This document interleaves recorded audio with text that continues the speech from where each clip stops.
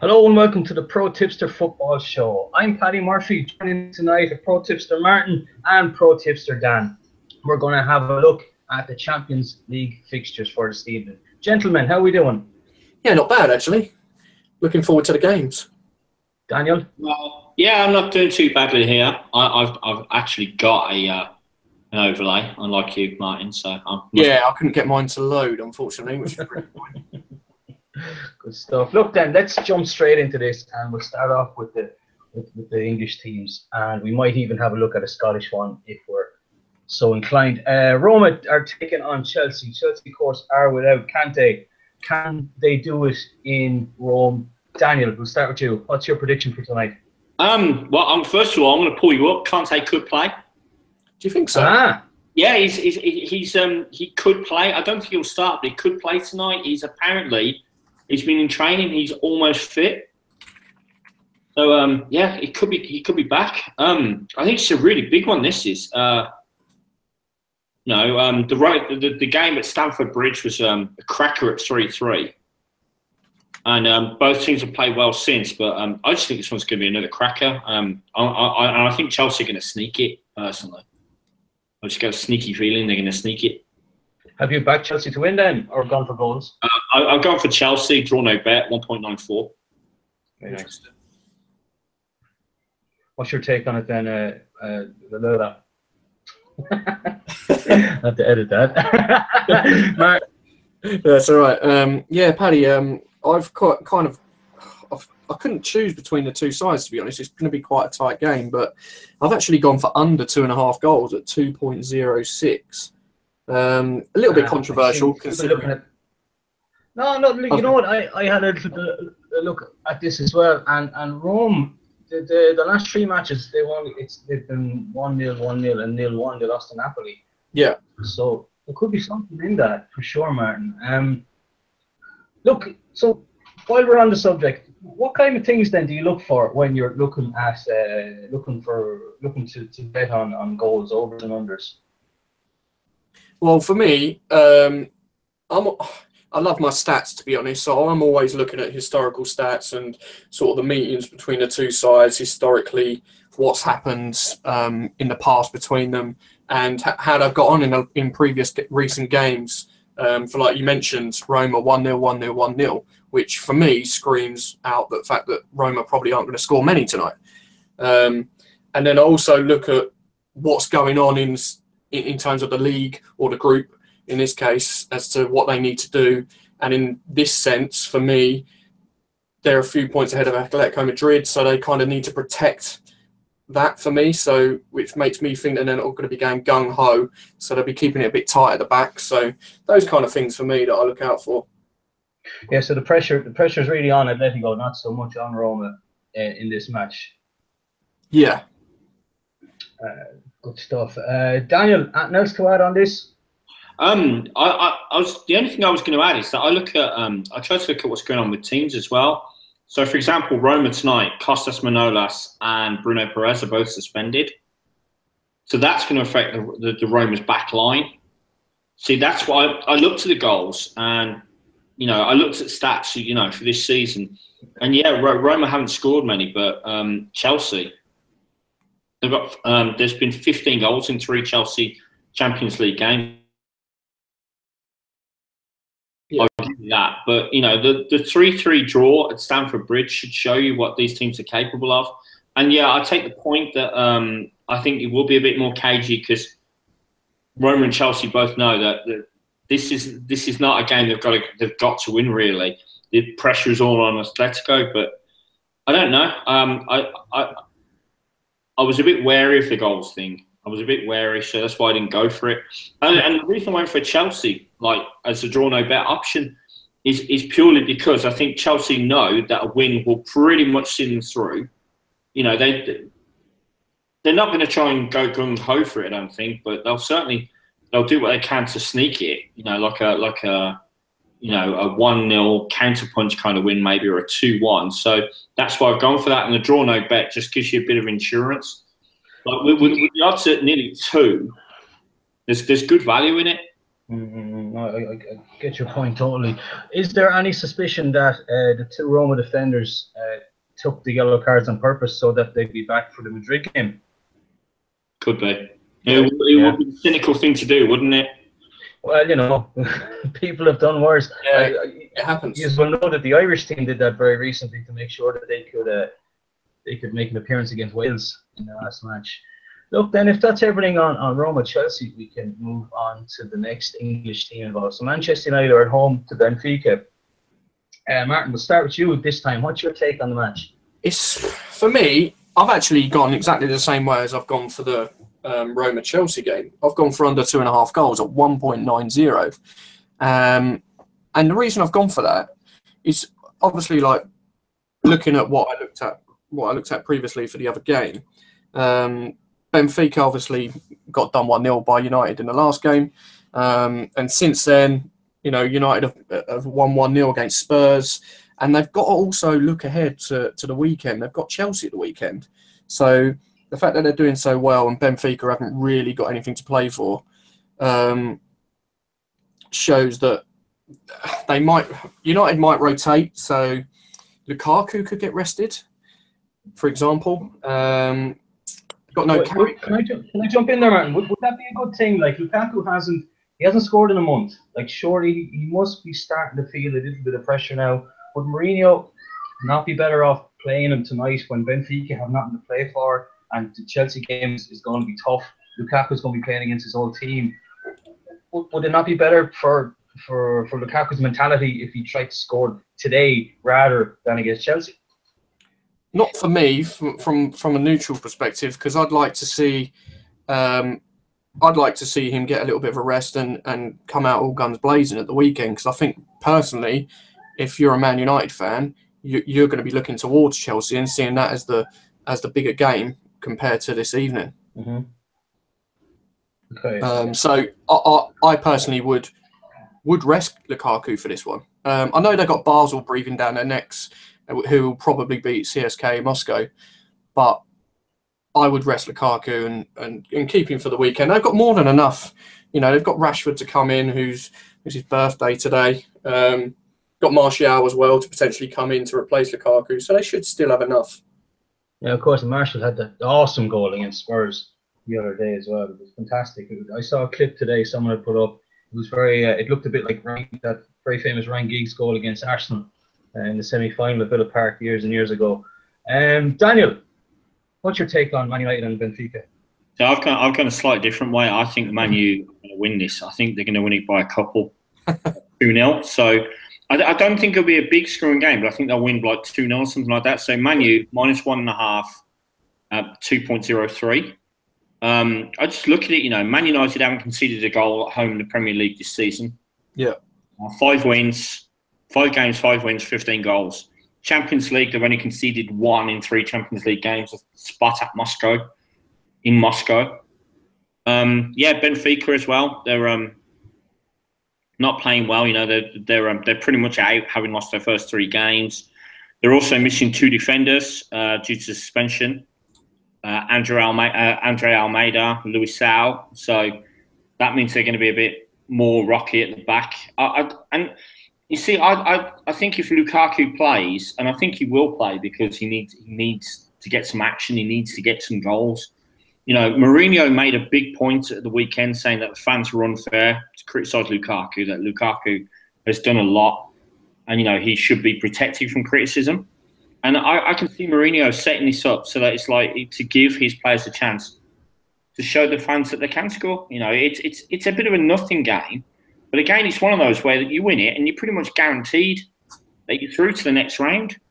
And then you've got 2 dead rubber games you don't have to worry about. I know Chelsea's a big deal at the weekend, but Man United have got enough up front to be able to go for this one, to put a couple of goals in and keep their fans happy, and then go to Chelsea and get something against them as well.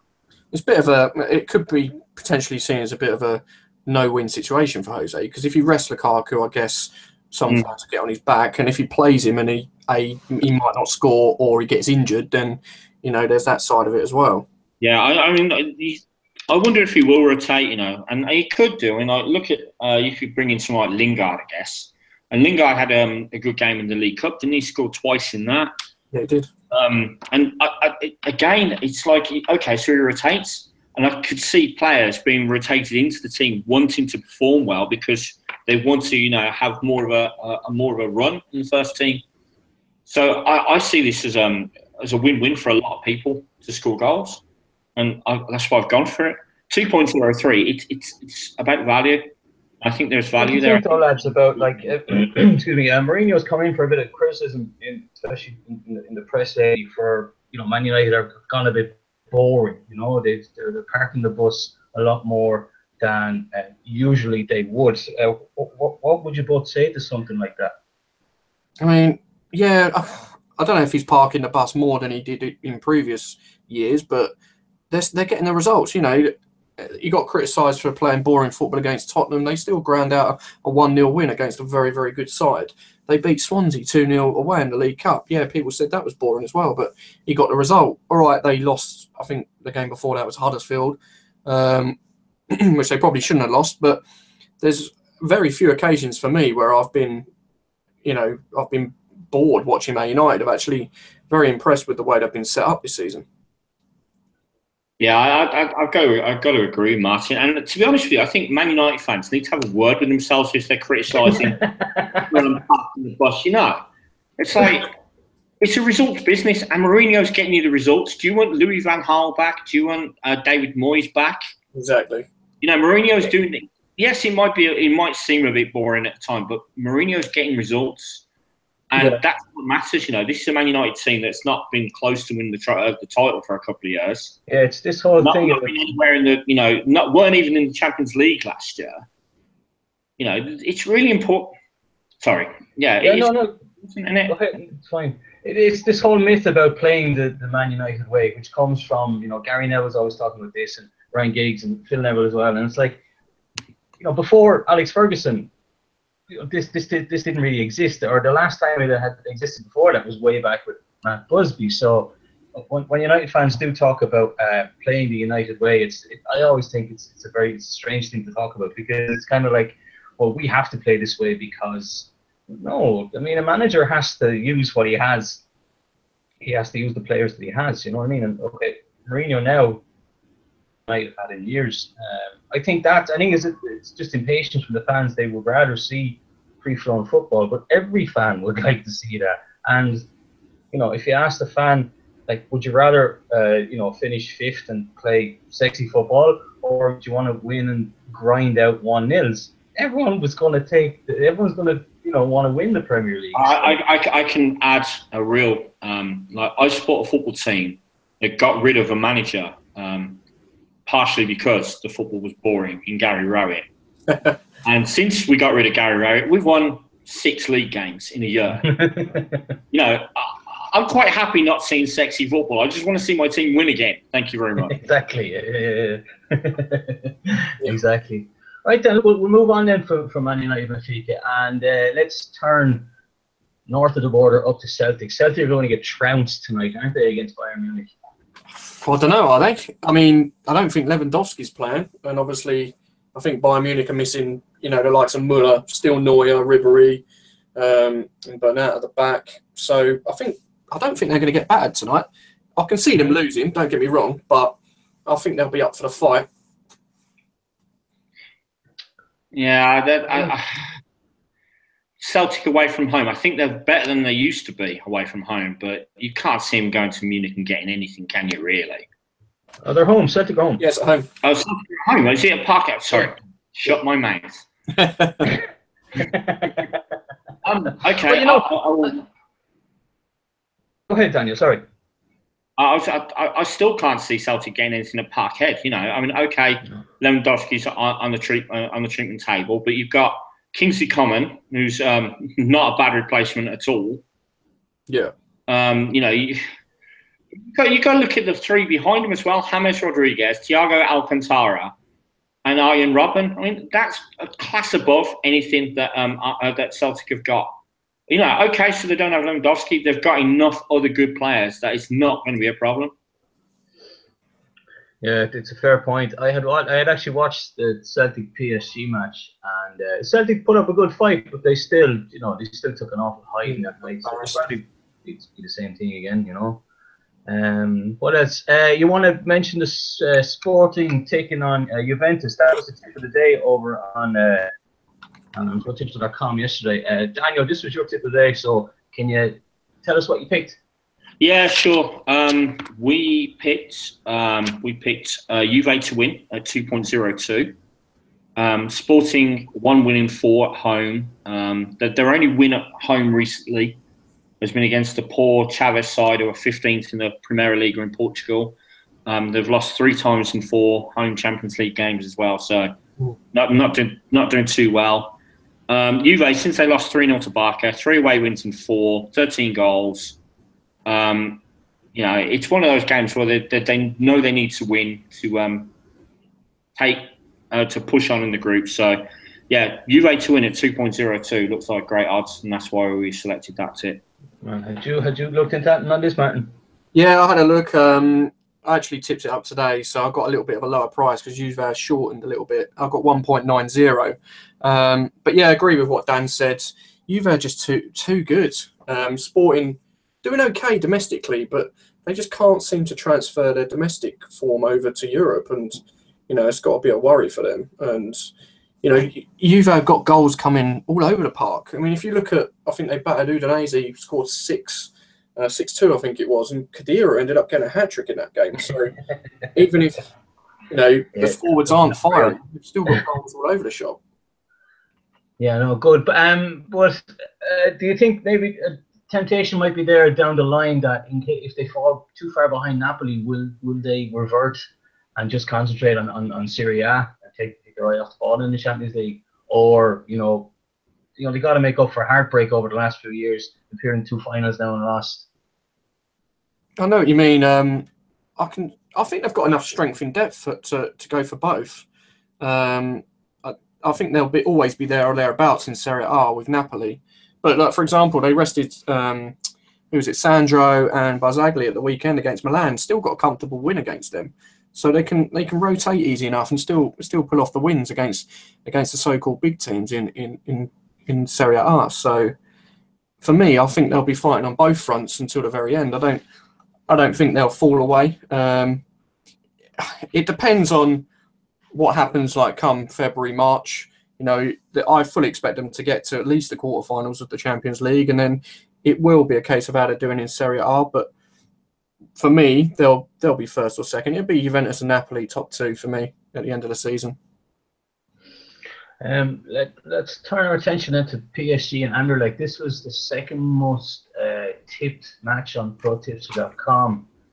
Daniel, did Anton take your fancy here, or is everything? I'll be honest with you. I gave this game a wide berth. Yeah. Paris Saint-Germain are really, really heavy favourites to this one. Yeah. And, they're really heavy favourites to beat Anderlecht. And I've got to be honest with you, I don't like backing heavy favourites. So you look at the Asian handicaps and stuff like that. And Paris have burned me before on backing them in Asian handicap markets. I just didn't fancy it. The only thing I would say about this game is I heard that Kylian Mbappe may be dropped for poor form because he's not been playing well of late. I'm just looking at the line now. It's at 3. The Asian handicap line is so, and that's not it. That's 1.78. So 1.78 PSG to win 4 or more.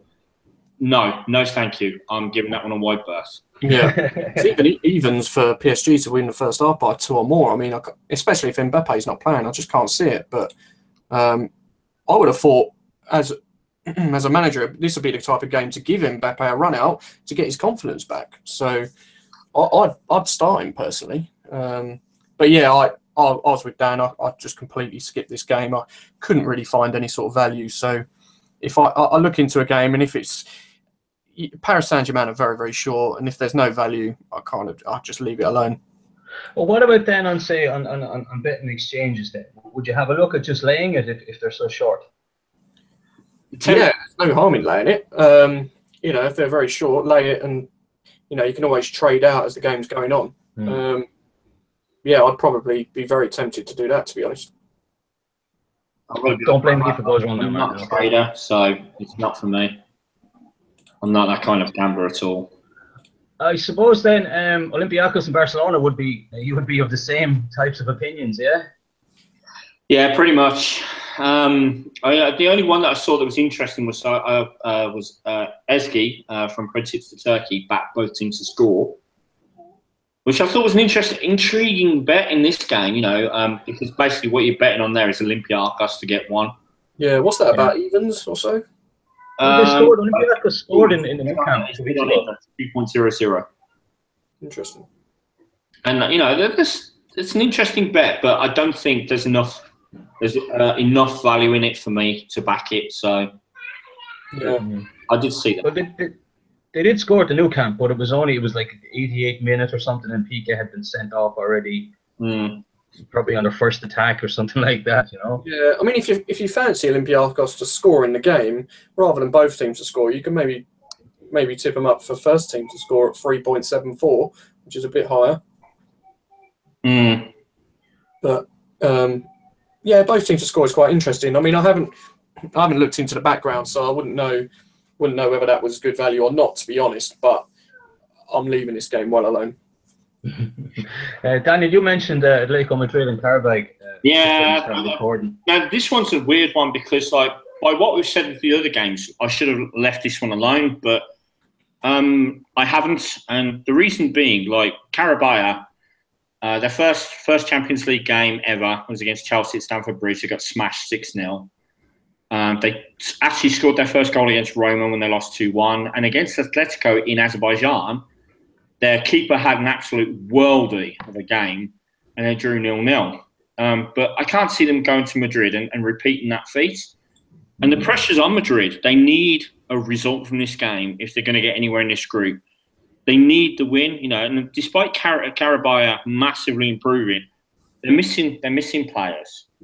I can't imagine their keeper's going to have 2 worldies in a row. No. I saw Atletico Madrid to win by a margin of 3 or more. So that's Atletico Madrid minus 2.5 on the Asian handicap. What'd you get for that, odds-wise? 2.32. Interesting. Yeah, I mean, which to me says there's a bit of value there. There's a little bit of value there, and I can't see. I remember the last game that Martin and I were talking about because it was going on while we were doing the podcast. And it was Besic, wasn't it? Is the Carabag keeper? Yeah, that's it. And he had an absolute blinder. I think Carabag even had a player sent off. Yeah, they did actually. Yeah, midway through the second half, I think it was. Yeah.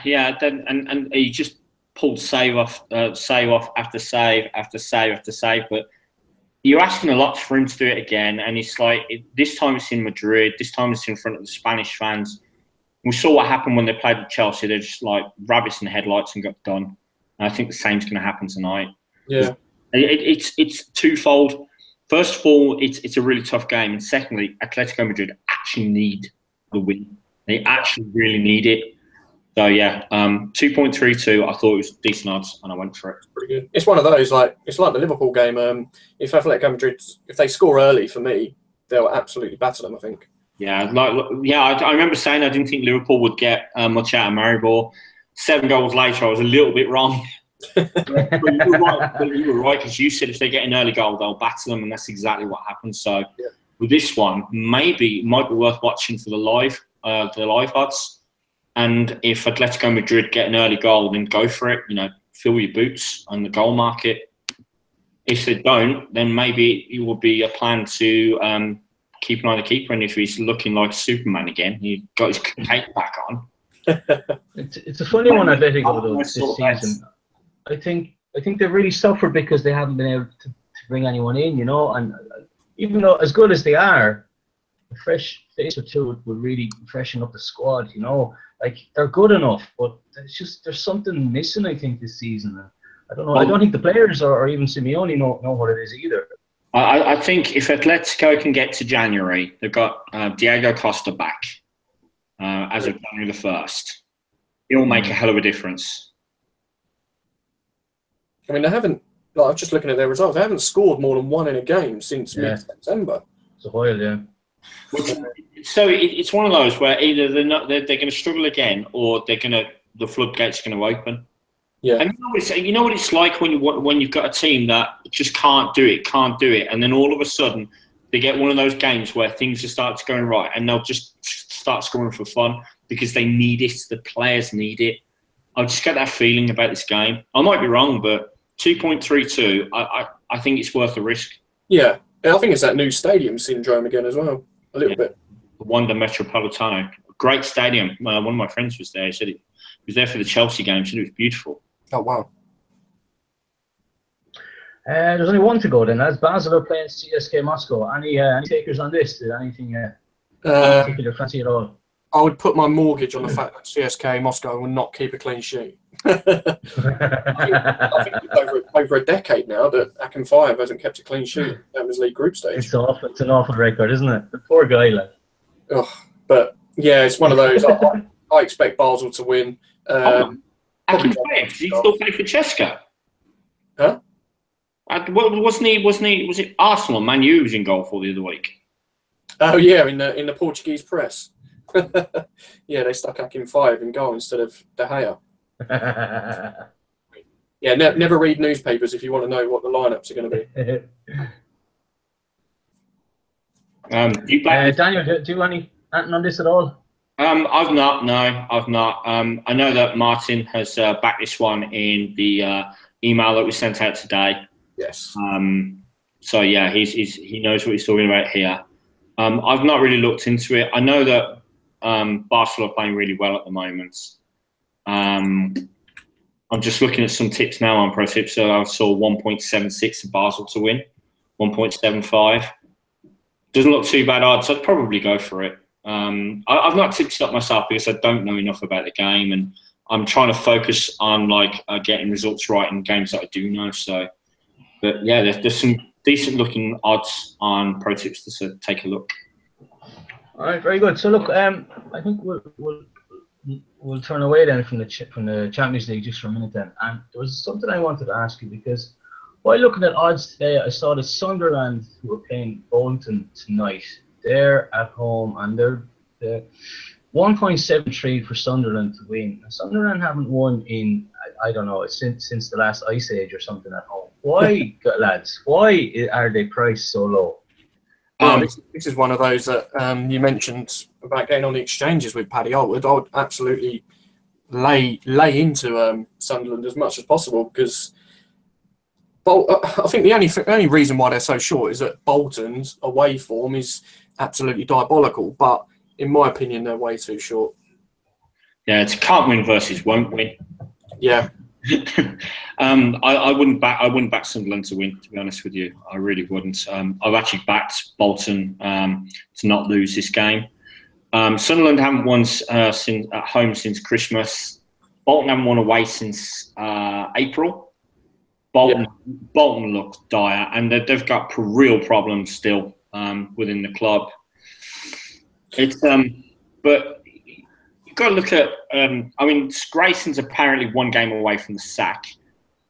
There's got to be a toxic attitude there at the Stadium of Light. I actually think 1.7 is pretty stingy. I would think there would be a little bit higher odds than that. I really do, because I can't see him winning. But I think what the bookies have done is they've looked at Bolton and gone, well, if there's one team in the Championship worse than Sunderland, it's Bolton. I think the only thing going for Bolton as well is that they actually nearly beat Fulham at the weekend. They were 1-0 up until like the 94th, 95th minute. Craven Cottage, and they unluckily only got a point out of that one. But yeah, I'm very surprised Simon Grayson's even still at Sunderland. Yeah. Well, unfortunately, I support the one team that's beaten everyone else as sacking managers. I mean, say Simon Grayson went tonight, who would replace him? Who'd want the job? Who'd want it? Yeah. Yeah, it's got to be a poison chalice now. Lee Clark would probably want it. Yeah. Dirty Mac and Bar Stewards. Yeah. Lee Clark got sacked by Bury, didn't he? Yeah, he's been sacked. Yeah, so he's available. So. Yeah. I as someone who's seen Lee Clark as manager of their club, he's a fantastic scout, but a manager he's not. He can pick a player, but you can't manage him. I still have nightmares over a couple of the games he managed. Big game in the Championships tomorrow night. Birmingham City versus Brentford. Birmingham City win. You heard it here first. And what about Cardiff, lads? Cardiff are doing very well. They're priced at 1.68 against Ipswich. Do you think they'll beat them? They'll beat Ipswich? That's a tough one, because Mick McCarthy's come under a load of stick. I don't know if you saw his press conference from the weekend, but he brought on the Man City loanee Bersan Chelina, and he scored at the end. I think they won 2-1. And he was responding to accusations. He brought on Chelina because of fan pressure. And Mick McCarthy basically said, I don't give a shite. It's like, I bring on who I want to bring on. I play the way I want to play. There's no one to moan about it. I don't care.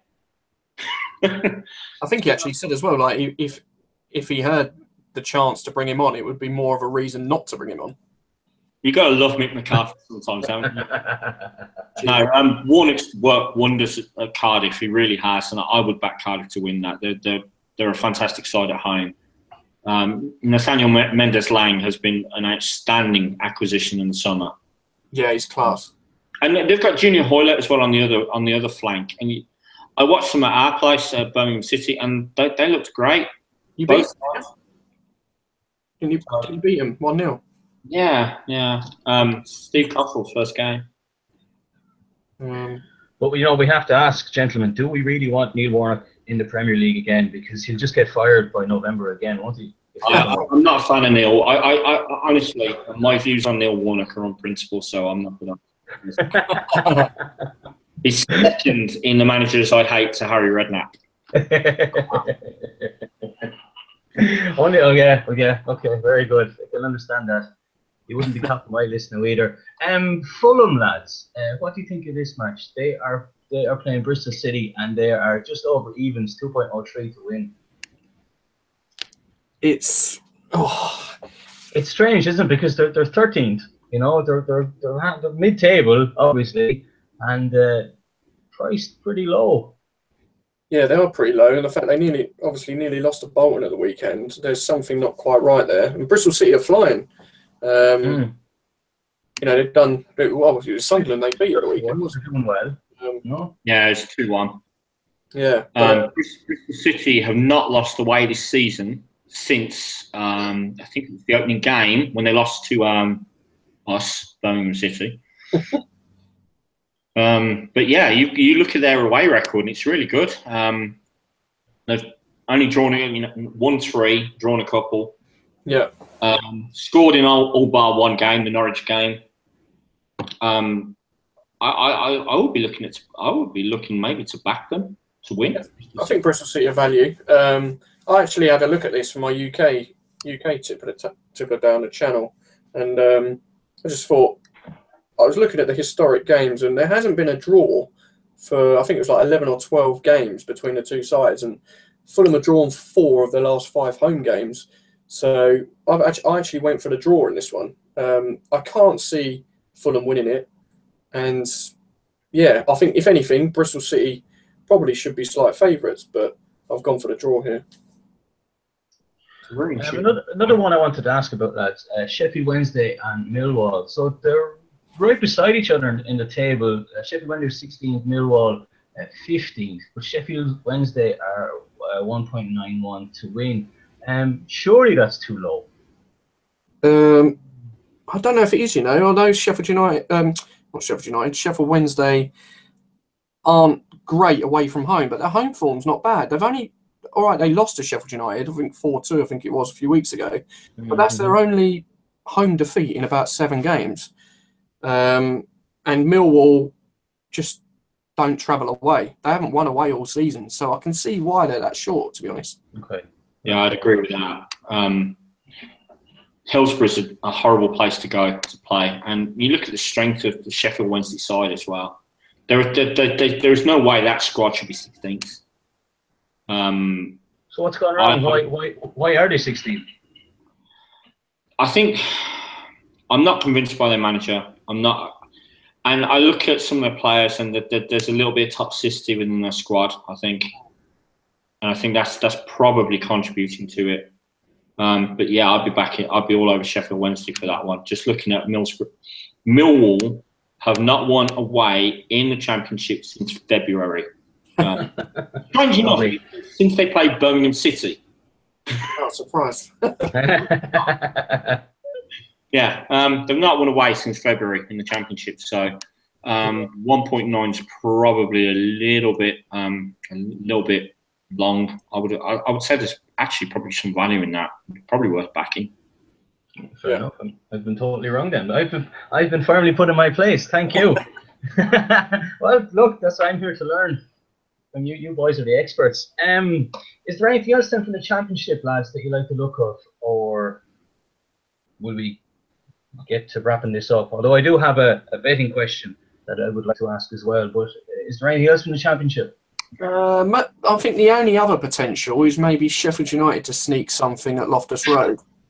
Yeah, I've gone for that. I've actually got for my tips to diaries. I've got money on that. Nice. Sheffield United draw no bet. Sheffield United did me so proud against Leeds. Yeah, you went against everyone else and it paid off. Yeah, Leeds bottle the big games. They can't play big games. They bottled it against Cardiff. They bottled it against Sheffield United. QPR aren't that great at home, so it just looked a good bet. Yeah, agreed. I think they're value. Reading Forest was the one I think I looked at. See, I couldn't call that game. I mean, I'm very surprised by Reading's start. Yeah, but Reading aren't playing well. What is it? 1 win in 5. 1 win. Yeah, one win. No, it's more than that, isn't it? Yeah, I think 5 or 6. I think, but yeah, and their home form's not been great. And Forest are improving. They've improved of late. So I mean, that's why I was looking at it as a Forest win. It's a tough one because the only reason I'm unsure is because yes, Reading have lost a few of late, but look who they've been against: Middlesbrough, Sheffield United, Norwich. They've played some tough teams. It's true. In fairness, Forest's away wins were Sunderland, which at the moment is expected, and Hull City, who are actually a very good team, are an improving team at the moment. They lost 2-1 to the team that shall not be named. They lost 2-0 in the Brian Clough derby against Derby County. So it is a tough one to call. I was going to go with Forest, but I think I gave it a swerve and I didn't go for it. Yeah, I think the only other one is outside the Championship. The only other one that I'd probably back is Blackburn to beat Fleetwood at home in League One. Blackburn let me down at the weekend. Not playing Blackburn at the moment. In your bad books. Yeah.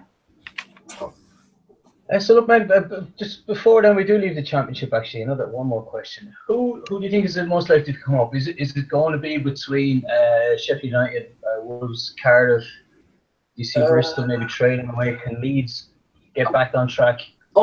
As a neutral, I'd like to see Leeds United back at the top, but I don't know whether they've got enough this season. Sheffield United are very, very surprising this season. They've started really well. Whether they'll stay there or not, I don't know. But the team for me that will go up is Wolves, I think. I'd go with that as well. Wolves have got players that have no business in the Championship. Like Ruben Neves and Helder Costa and players like that should not be in the Championship. Yeah. Sheffield United are at the top because they've got a fantastic manager in Chris Wilder. You look at his record over the last few years and it's unbelievably good. Cardiff, they're playing well, but I don't know how long they'll be able to hold it together for. Same with Bristol City. Yeah. Leeds are starting to lose. They've lost 4 in the last 5. Yeah. Shall not be named a 6th. And the way they played against us the weekend, they won't stay 6th. They'll drop away. It's one of those though. It's a derby, so you're going to play a little bit differently. I actually think Villa could be there or thereabouts. Wash your mouth out with soap. That's fighting words. It'll leave a bit of a sour taste though, lads, if Wolves do win it, won't it? It's going to look like they bought the league. Yeah, I know what you mean, but rented it. I think is more of an accurate. When you got Jorge Mendes in control of your transfers, and you're signing players so that they can make their way elsewhere, it's not a very good situation. No, I suppose it must be. Yeah, it must be weird to be a Wolves. You probably know a good few Wolves fans, Daniel, being from Birmingham. And how do they feel about it? People like that, personally.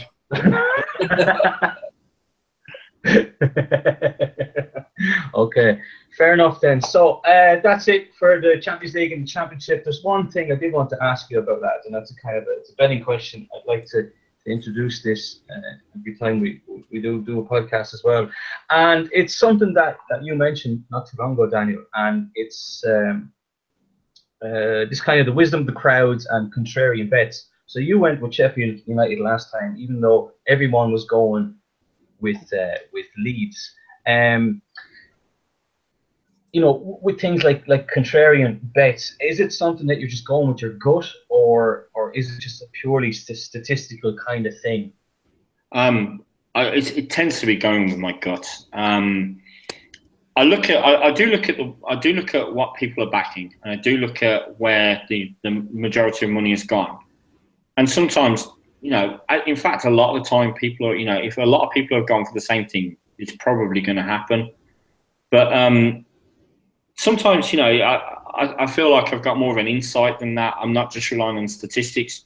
And for instance, with the Leeds United game, I watched Leeds against Cardiff, and I know that they bottle these big games on TV. That they're not a team with enough about them that, you know, that they can win these games. And I also know that Sheffield United at the moment are flying. You know, Chris Wilder's got them playing really well, and that bet was a value bet for me because I saw Sheffield United at 3.34, and I just thought, I've got to go for it. I've got to go for it. And it's, you know, sometimes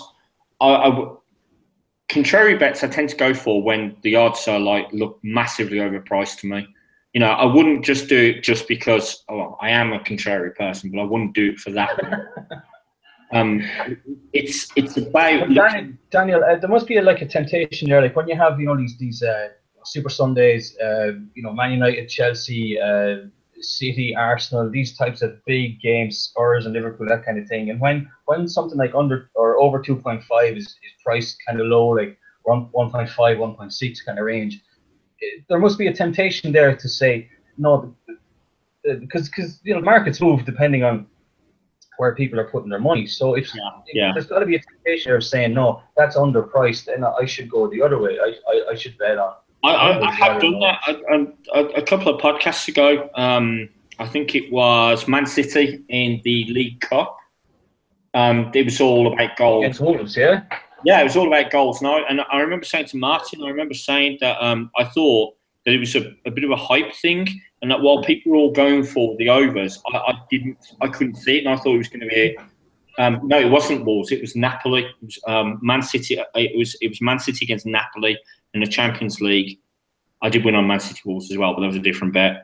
Man City against Napoli. You know, everyone was going goals, goals, goals. You know, it's going to be goals everywhere. And I was like, I think it's hyped. And I went for under 3.5 goals, and I got a decent odds for it. Man City went 2-0 up early on. You know, I'm like, oh God, what have I done? And then it finished 2-1. So yeah, if I think something's overpriced and I think it's overhyped, and especially with these big games that are on TV, and I think, yeah, people are just buying into the marketing, then certainly I'll back against it because, you know, it's value. Yeah. What do you think, Aaron? No, I was just going to agree with Dan. It's definitely worth looking into value, really, even though, you know, if I'm looking at a game and it's not necessarily one that I'd probably bet on either way, if I feel that a team, I look at the stats and look at the recent form. For example, the Leeds Sheffield United game, it was actually Sheffield United are in the better form. So value there, and you have to wonder why they're priced so high. So it's, you know, even though you probably wouldn't bet on it, you probably put a few pennies on it just because it's decent value, really.